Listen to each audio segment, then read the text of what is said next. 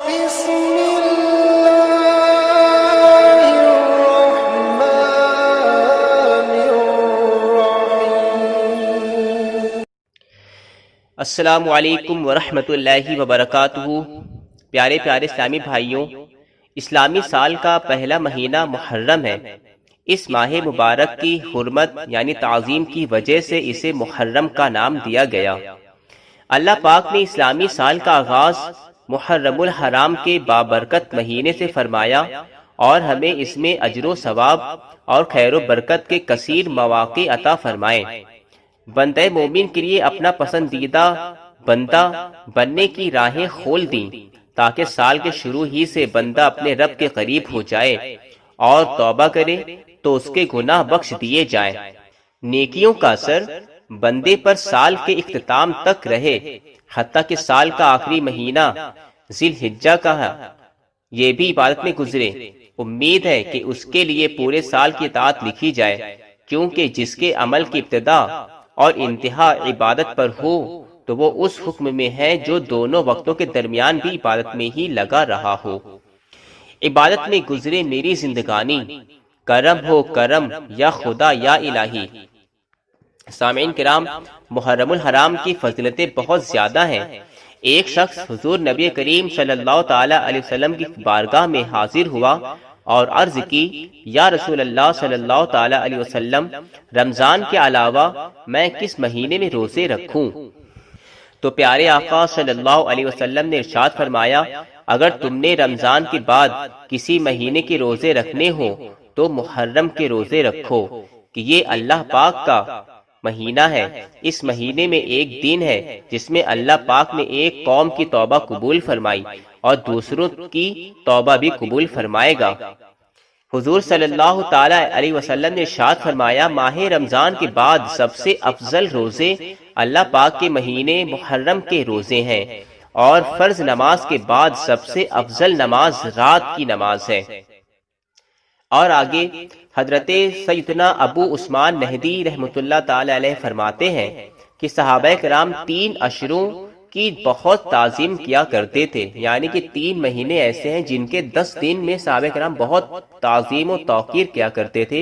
پہلا ہے رمضان المبارک کا آخری اشرہ، اس میں بہت عبادت کرتے تھے۔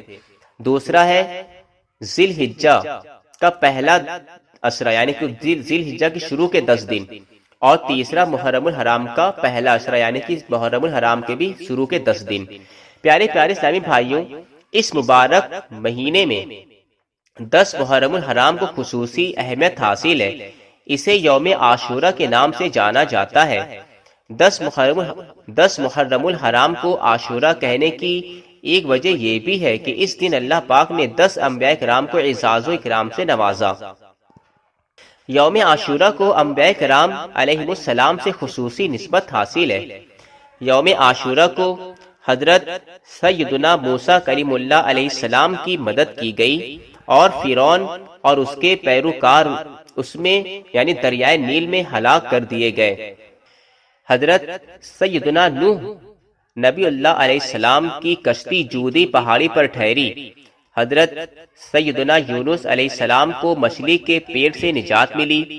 حضرت سیدنا آدم صفی اللہ علیہ السلام کی توبہ بھی اسی دن قبول ہوئی۔ حضرت سیدنا یوسف علیہ السلام کنویں سے بھی اسی دن نکالے گئے۔ اسی دن حضرت سیدنا عیسیٰ روح اللہ علیہ السلام کی ولادت ہوئی، اور اسی دن آپ علیہ السلام کو آسمان پر اٹھایا گیا۔ عاشورہ کے دن ہی حضرت سیدنا داؤد علیہ السلام کی توبہ قبول ہوئی۔ حضرت سیدنا ابراہیم خلیل اللہ علیہ السلام کی اسی دن ولادت ہوئی۔ حضرت سیدنا یعقوب علیہ السلام کی بینائی کی کمزوری اسی دن دور ہوئی۔ حضرت سیدنا ادریس علیہ السلام کو آسمان پر اسی دن اٹھایا گیا۔ اسی روز اللہ پاک نے حضرت سیدنا ایوب علیہ السلام کی آزمائش دور فرمائی۔ یوم عاشورہ کو ہی حضرت سیدنا سلیمان علیہ السلام کو بادشاہت عطا ہوئی۔ سامعین کرام، 10 محرم کا دن یہ دن بنی اسرائیل کی عید کا دن تھا، روایت ہے کہ حضرت سیدنا موسیٰ کلیم اللہ علیہ السلام عاشورہ کے دن کاٹن کے کپڑے پہنتے اور اس میں سرما لگایا کرتے۔ زمانہ جاہلیت میں قریش یوم عاشورہ کا روزہ رکھتے۔ نبی کریم صلی اللہ علیہ وسلم بھی اس دن کا روزہ رکھتے تھے، مگر وہ 9 اور 10 یا 10 یا 11 اس طرح ایک دن آگے پیچھے بڑھا کے رکھتے تھے، اور اسی دن کعبۃ اللہ شریف کا غلاف تبدیل کیا جاتا۔ خیبر اور مدینہ منورہ میں یہودیوں کی بہت بڑی تعداد آباد تھی، چونکہ ان کا تعلق بنی اسرائیل سے تھا، اور بنی اسرائیل نے یوم عاشورہ ہی کو فرعون سے نجات پائی تھی، لہٰذا اس دن کو بطور عید منایا کرتے اور روزہ رکھا کرتے تھے۔ جب نبی کریم صلی اللہ علیہ وسلم مدینہ پاک تشریف لائے تو آپ نے دیکھا کہ یہودی بھی عاشورہ کے دن روزہ رکھتے ہیں، تو آپ صلی اللہ علیہ وسلم نے پوچھا، آج کے دن روزہ کیوں رکھتے ہو؟ یہودیوں نے عرض کی، یہ عظمت والا دن ہے، یہ وہ دن ہے جس میں اللہ پاک نے بنی اسرائیل اور حضرت موسیٰ علیہ السلام کو ان کے دشمن فرعون سے نجات دی۔ تو حضرت سیدنا موسیٰ علیہ السلام نے شکرانے میں اس دن کا روزہ رکھا تھا، اور ہم بھی اس دن کا روزہ رکھتے ہیں۔ رسول کریم صلی اللہ علیہ وسلم نے ارشاد فرمایا، ہم موسیٰ علیہ السلام کے تم سے زیادہ حقدار ہیں، چنانچہ آپ صلی اللہ علیہ وسلم نے اس دن روزہ رکھا اور لوگوں کو روزہ رکھنے کا حکم ارشاد فرمایا۔ پیارے پیارے اسلامی بھائیوں، شروع میں عاشورہ کا روزہ مسلمانوں پر فرض تھا، پھر روزہ رمضان فرض ہونے کی وجہ سے اس کی فرضیت منسوخ ہو گئی تھی۔ اب عاشورہ کا روزہ رکھنا فرض نہیں، مگر اس دن کا روزہ رکھنے والے کے لیے بڑا ثواب ہے۔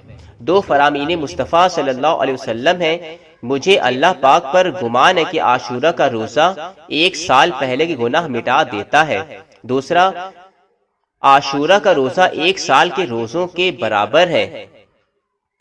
مدینے کے تاجدار صلی اللہ علیہ وسلم نے ارشاد فرمایا، عاشورہ کے دن کا روزہ رکھو اور اس میں یہودیوں کی مخالفت کرو۔ عاشورہ کے دن سے پہلے یا بعد میں 1 دن کا روزہ رکھو۔ صحابی ابن صحابی حضرت سیدنا عبداللہ بن عباس رضی اللہ تعالی عنہما فرماتے ہیں، میں نے نبی کریم صلی اللہ علیہ وسلم کو کسی دن کے روزے کو اور دن پر فضیلت دے کر جستجو فرماتے نہ دیکھا مگر یہ کہ عاشورہ کا دن اور یہ کہ رمضان کا مہینہ۔ یعنی سامعین کرام، عاشورے کے روزے کی بہت بڑی فضیلت ہے۔